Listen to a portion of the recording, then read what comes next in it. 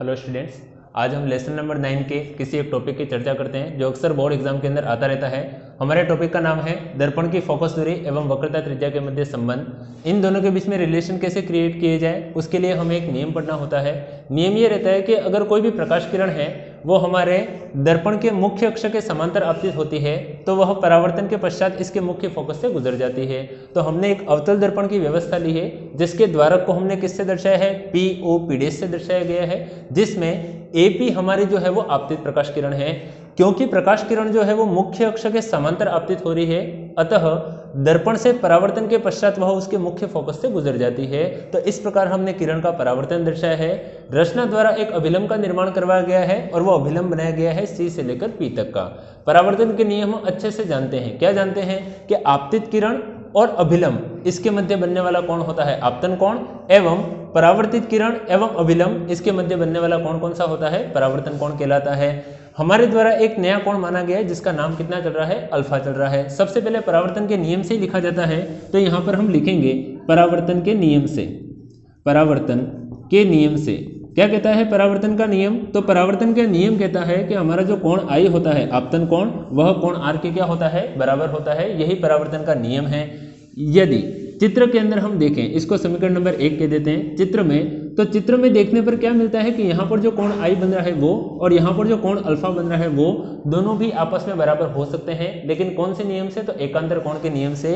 अगर कोई भी दो समांतर रेखाएं कोई तिर्यक रेखा काटती है तो यहाँ Z के अंदर ये जो कोण बनते हैं क्रॉस वाले, ये कोण हमारे कहलाते हैं एकांतर कोण। कौन से कोण कहलाते हैं? एकांतर कोण। तो एकांतर कोण होने के कारण चित्र में क्या लिखा जा सकता है, कोण I का जो मान है वह किसके बराबर होगा, कोण अल्फा के क्या होना चाहिए, बराबर होना चाहिए। समीकरण नंबर कौन सी हो जाएगी, 2 फ्रॉम 1 and 2। समीकरण नंबर 1 और समीकरण नंबर 2 से क्या लिखा जाए हमारे पास में, तो लिखने का तरीका रहेगा कोण I है वो R के भी बराबर है, कोण I है वो अल्फा के भी बराबर है। तो कोण R का जो मान है वह कोण अल्फा के क्या होना चाहिए, हमारे पास में बराबर होना चाहिए। एवं यदि किसी त्रिभुज के दो कोण आपस में बराबर आ जाते हैं, कौन से त्रिभुज है, तो CFP के अंदर दो कोण कौन कौन से, एक अल्फा है एक कौन सा है R, ये दोनों आपस में बराबर आ जाते हैं तो उनके संगत जो भुजाएं होती हैं वे दोनों भी आपस में कैसी होती हैं, बराबर होती है। कौन सी, कोण R जहां पर बन रहा है इसकी भुजा कौन सी चल रही है, FP। तो यहाँ पर लिखा जाएगा कौन सी भुजा चल रही है, FP। किसके बराबर आ जाएगी, अल्फा के। तो अल्फा की भुजा कौन सी चल रही है, CF। तो हमारे पास में कितना निकल कर आ जाएगा, CF निकल कर आ जाएगा।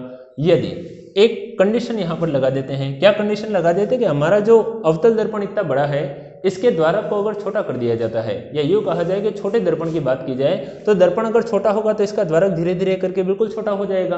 तो द्वारक जैसे छोटा हो जाएगा तो जो P से लेकर O तक का डिस्टेंस हमें दिख रहा है वो P से लेकर O तक का कर्वेचर पूरे एक पॉइंट के ऊपर आ जाएगा। तो जैसे जो पॉइंट P है वो O के ऊपर आ गया तो जो डिस्टेंस F से लेकर P तक की चल रही थी अब वो F से लेकर कहाँ तक की हो जाएगी, O तक की। यदि द्वारक कैसा हो जाता है, छोटा हो जाता है, दर्पण छोटे हो जाते हैं, तो दर्पण छोटे होने पर यहाँ पर लिखेंगे छोटे दर्पण के लिए, छोटे दर्पण के लिए क्या लिखा जा सकता है, छोटे दर्पण के लिए तो सर जो हमने मान लिखा था कौन सा, F से लेकर P का मान वो किसके बराबर हो जाएगा, तो F से लेकर O के क्या हो जाएगा, बराबर हो जाएगा, क्योंकि ये पॉइंट P जो है वो यहाँ चलकर आ जाएगा।